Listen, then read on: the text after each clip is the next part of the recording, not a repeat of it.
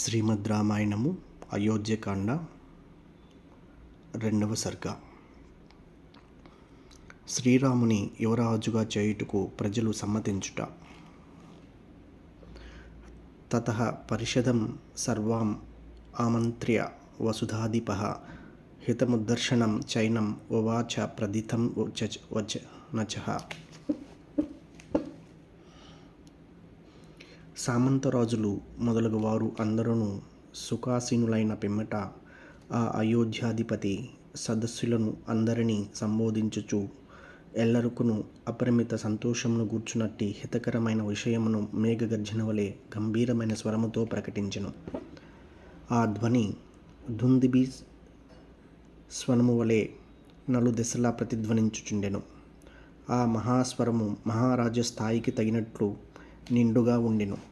సాటిలేని మృదుమధుర కంఠస్వరముతో దశరథుడు సామంతరాజులు మున్నగు వారిని ఉద్దేశించి ఇట్లు వచించెను. సజ్జనులారా, విశాలమైన నా ఈ కోసల రాజ్యము నందలి ప్రజలను మా పూర్వీకులైన రఘు ప్రభృతి మహారాజులు తమ కన్న బిడ్డల వలె పరిపాలించిన విషయము మీరందరూ ఎరిగినదే. ఇక్ష్వాకు మహారాజు ఆ వంశీయులైన నరేంద్రులు ఈ సమస్త కోసల రాజ్యంను సుభిక్షముగా పరిపాలించిరి. ఆ వంశము వాడనే అయిన నేను దీనిని సుఖసంతోషములకు ఆటపట్టుగా చేయదలిచితిని. మా పెద్దలు వేసిన బాటనే ఇంతవరకును అనుసరించుచు నేనును యథాశక్తి మిక్కిలి జాగరూకుడనై ప్రజలను రక్షించుచూ వచ్చితిని. సమస్త ప్రజల హితము కొరకు పాటుపడుచు ఈ శ్వేత చిత్రము యొక్క ఛాయిలోనే నా శక్తియుక్తులను పూర్తిగా దారబోసితిని. పరిపాలన విధి నిర్వహణమునందే నాకు వార్ధక్యము సంక్రమించినది. వేల కొలది 60,000 సంవత్సరముల వయసు గల నా శరీరము ముసలితనముచే జీర్ణదశకు చేరి రాజ్యభారము నుండి విశ్రాంతిని కోరుకొనుచున్నది. ప్రజాపాలన బాధ్యతను నిర్వహించుట మిక్కిలి గురుతరమైనది. అది శౌర్య పరాక్రమములు గల ప్రభువులకు మాత్రమే సాధ్యము. విషయ సుఖములకు లోనైన వారు ఆ బరువును మోయజాలరు. ధర్మార్గమున రాజ్యపాలన భారమును వహించి నేను అలసిపోయితిని. ఆ విధముగా డస్సిన నేను అంతరంగికులైన ఈ బ్రాహ్మణోత్తములందరి అనుమతితో ప్రజల శ్రేయస్సు కొరకు రాజ్యభారమును పుత్రునకు అప్పగించి విశ్రాంతి గైకొన తలచెదిని. నా పెద్ద కుమారుడైన రాముడు పరాక్రమాది గుణములను బట్టి నా ఎంతటి వాడు. అతడు శత్రునగములను ధ్వంసమునర్చగలవాడు. శౌర్యమున ఇంద్రతుల్యుడు. పుష్యమి నక్షత్రయుక్త చంద్రుని వలె దివ్య తేజస్సుతో విలసిల్లుచున్న వాడును. ధార్మికులలో శ్రేష్ఠుడును నరోత్తముడును అయిన శ్రీరాముని రేపు పుష్యమి నక్షత్రయుక్త సుముహూర్తమున యువరాజ పట్టాభిషిక్తునిగా చేసెదను. సర్వ శుభలక్షణ సంపన్నుడును లక్ష్మణాగ్రజుడును అయిన శ్రీరాముడు ఈ కోసల రాజ్యమునకు తగిన ప్రభువు. అతడు రాజైనచో ముల్లోకములను సురక్షితములుకొను.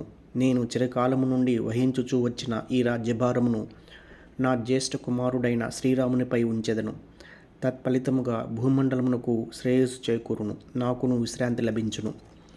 ఈ రామ పట్టాభిషేక కార్యమును నిర్వహించుట వలన రాజ్యభారముచే సొలసియున్న నాకు సముచితమైన ప్రయోజనము చేకూరునని తలచి బాగుగా ఆలోచించి మీతో ఇట్లు ప్రస్తావించితిని.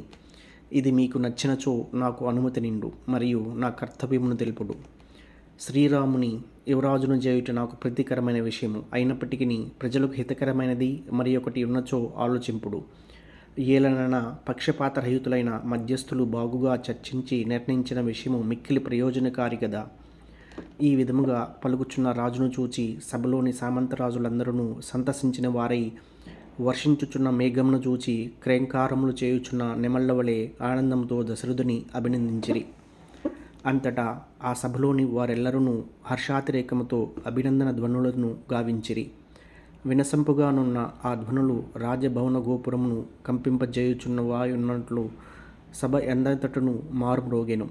సభలోనున్న వశిష్ఠాది బ్రాహ్మణులు, సామంతరాజులు, పురప్రముఖులు, జానపదులు మున్నగు వారందరూ కలిసి రాజుగారి ప్రతిపాదనలోని యుక్తాయుక్తములను చర్చించిరి.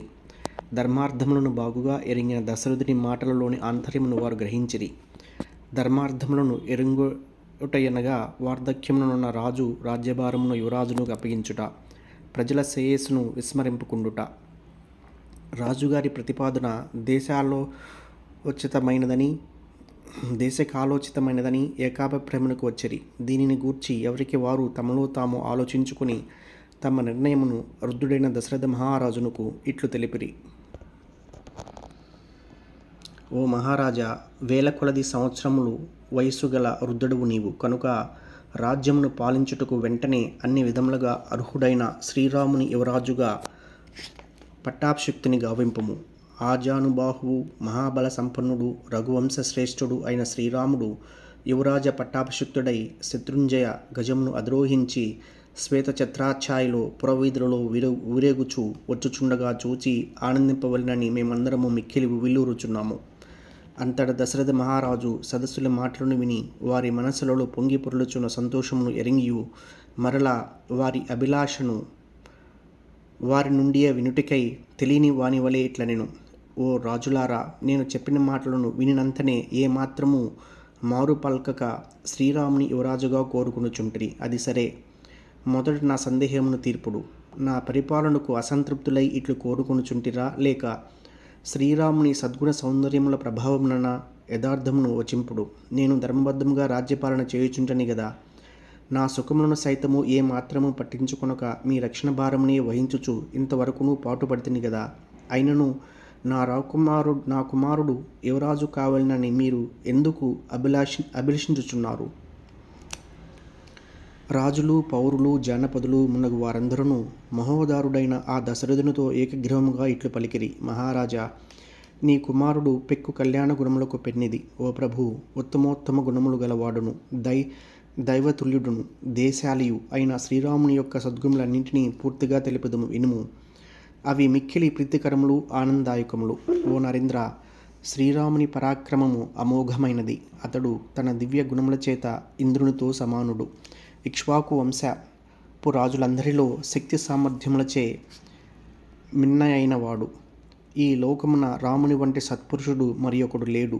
అతడు శత్రువులను కూడా మన్నించువాడు. సత్య ధర్మైక నిరతుడు. ధర్మమును దాని ఫలమైన సంపదను ఈ రెండింటినీ ఒక్క త్రాటిపైన నడిపిడివాడతడు. శ్రీరాముడు చంద్రుని వలె ప్రజలకు ఆహ్లాదకరుడు. క్షమాగుణమున భూదేవితో తుల్యుడు. బుద్ధి యందు బృహస్పతి. పరాక్రమ విషయమున సాక్షాత్తు ఇంద్రుడే. అతడు సామాన్య ధర్మములను విశేష ధర్మములను బాగుగా ఎరిగినవాడు. చేసిన ప్రతిజ్ఞలను నిలుపుకునివాడు. చక్కని సౌశల్యము గలవాడు. ఇతరులను చూచి అసూయ పడనివాడు. అపరాధులను కూడా క్షమించువాడు. కుపితులను దుఃఖితులను ఓదార్చువాడు. ఎల్లప్పుడూ ప్రియభాషి. ఇతరులు ఒక్కసారి చేసిన స్వల్పమైన ఉపకారమును కూడా కొన్నంతలుగా భావించువాడు. జితేంద్రియుడు. రఘువరుడు మిక్కిలి మెత్తని స్వభావము గలవాడు. స్థిరమైన చిత్తము గలవాడు. భక్త పరాధీనుడు.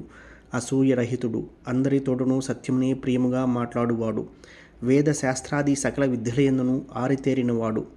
శీల వయోవృద్ధులు అయిన బ్రాహ్మణోత్తములను సేవించుడివాడు. వృద్ధులను సేవించుట వలన సాటిలేని కీర్తి ప్రతిష్టలను పొందినవాడు. శత్రువులను పరిమార్చగల శక్తి సామర్థ్యములను కలిగి ఉన్నవాడు. వివిధములగు అస్త్ర విద్యలయందలి కౌశములచే దేవతలను, అసురులను, మానవులను మించినవాడు. గురుకులములలో వసించి అధ్యాపకుల శిక్షణలో వేదాంగములయందు చక్కగా ఆరితేరినవాడు. శ్రీరాముడు సంగీతాది గాంధర్వ విద్యలయందు లోకోత్తరుడు. అతడు స్వయముగా పవిత్రుడైనందున మాతా పితృవంశములను ఉద్ధరింపగలవాడు. క్లిష్ట పరిస్థితులయందు సైతము అతడు ధైర్యంగా నుండును.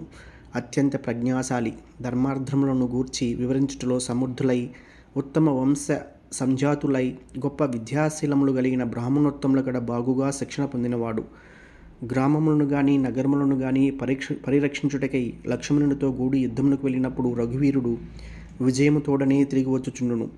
సమరభూమి నుండి రథముపై గాని మదపు టేనుగుపై గాని మరలి వచ్చిన పిమ్మట నిత్యము ఆత్మీయతతో పౌరులను పలుకరించి వారి క్షేమ సమాచారములను అడిగి తెలుసుకొనుచుండును.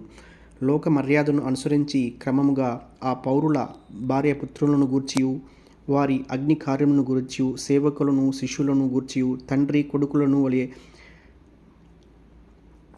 ప్రేమతో అందరి యోగక్షేమములను అరయుచుండను. మీ శిష్యులెందరూ సర్వసన్నద్ధులై మీ కార్యక్రమములో నోర్చుచు మేము సేవించుచున్నారు గదా అని నరశ్రేష్ఠుడైన శ్రీరాముడు సర్వదా మమ్మలను అడుగుచుండును. ప్రజలకు ఆపదలు సంభవించినప్పుడు రాముడు వారి దుఃఖములలో తానును పాలు పంచుకొనుచుండును. వారికి సంతానము కలిగినప్పుడు జరిగిడు అన్ని ఉత్సవములను చూచి తండ్రి వలె తానును మిక్కిలి పడుచుండును. రఘువీరుడు ఎట్టి సంకటములు వచ్చిన పడినను ఆడి తప్పనివాడు. కోదండమును ధరించువాడు. పెద్దలకు సేవలు నడుచువాచుండును. జితేంద్రియుడు. ఇతరులను ముందుగా చిరునవ్వుతో పలకరించువాడు. ఎట్టి క్లిష్ట దశయందైనను ధర్మమును వీడనివాడు. శ్రీరాముడు ఎల్లరకును శ్రేయస్సును గూర్చువాడు. ప్రేలాపనలు వితండవాదములు ఏమాత్రము గిట్టనివాడు. యుక్తి ప్రయుక్తులలో బ్రహ్మస్పతి తుల్యుడు. శ్రీరామచంద్రుడు తీరైన కనుబొమ్మలు గలవాడు. విశాలమైన ఎర్రని కన్నులు గలవాడు. లోకమునకే ముద్దైన వాడు. అతడు శౌర్య వీర్య పరాక్రమములచే సాక్షాత్తుగా ఆ శ్రీ మహావిష్ణువే. రఘురాముడు ప్రజాపాలనకు సంబంధించిన రహస్యములను బాగుగా ఎరిగినవాడు. క్రోధమున కెన్నడును లోను కానివాడు. ముల్లోకములను సైతము పాలింపగల ప్రభువు. ఇక ఈ భూమండల విషయమై చెప్పనేలా. శ్రీరాముని కోపము గాని అనుగ్రహము గాని ఎప్పుడూనూ వ్యర్థము కాదు. న్యాయముగా చంపదగిన వానిని చంపియే తీరును. చంపదగని వానిపై ఆయనకు కోపమే రాదు. రఘురాముడు తన సంతోషమునకు కారకుడైన వ్యక్తిపై అనుగ్రహమును చూపుచూ వాని అభీష్టం మేరకు అతనికి ధన కనక వస్తు వాహనములను ప్రసాదించును. సకల జనులకును మనోహరములైనవనియు మానవులకు ప్రీతిని గూర్చినియు అయిన శమద మాది గుణములచే ఉప్పుచున్న శ్రీరాముడు సహస్ర కిరణములచే ప్రకాశించుచున్న సూర్యుని వలె బాసిల్లుచుండును. ఈ విధముగా సద్గుణ శోభితుడును అమోఘమైన పరాక్రమం గలవాడును ఇంద్రాద్రి లోకపాలులతో తుల్యుడును అయిన శ్రీరాముని ప్రజలెల్లరూ తమ ప్రభువుగా కోరుకొనుచున్నారు. ఓ దశరథ మహారాజా, మా భాగ్యవశమున లోక కళ్యాణకారకుడైన శ్రీరాముడు నీకు పుత్రుడై జన్మించును. మరీచి మహర్షి పుత్రుడైన కాశ్యప మహర్షికి వలె ఈయనకు పుత్రునకుండవలసిన తల్లిదండ్రులను పున్నామ నరకము నుండి రక్షించుటకు తగిన గుణములన్నీ గలవు. అది నీ అదృష్టము.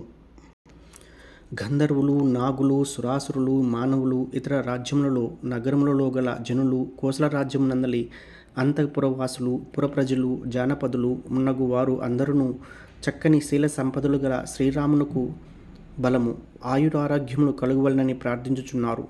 కోసల దేశమునందలి స్త్రీలు, వృద్ధులు, యువతులు మున్నగు వారందరూ అన్ని వేళయందును సర్వసమర్థుడైన శ్రీరాముడు రాజు కావాలనను ఉత్కంఠతో సర్వదేవతలకును మొక్కులుచున్నారు.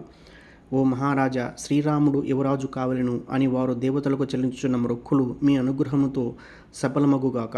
ఓ రాజోత్తమ, నల్లగలువవలే శ్యామవర్ణము గలవాడును శత్రువులందరినీ తునుమాడగల సమర్థుడును మీ జ్యేష్ఠ కుమారుడును అయిన శ్రీరాముని యువరాజ పీఠముపై చూచిదముగాక. ఓ ప్రభు, శ్రీరాముడు దేవతలతో సమానుడు. సర్వలోకముల హితమునే కాంక్షించువాడు. ఔదార్య గుణముతో అలరారువాడు. అట్టి నీ కుమారుని మా శ్రేయస్సు కొరకై వెంటనే సంతోషముతో యువరాజ పట్టాభిషిక్తుని గావించి మా కోర్కెను తీర్పుము.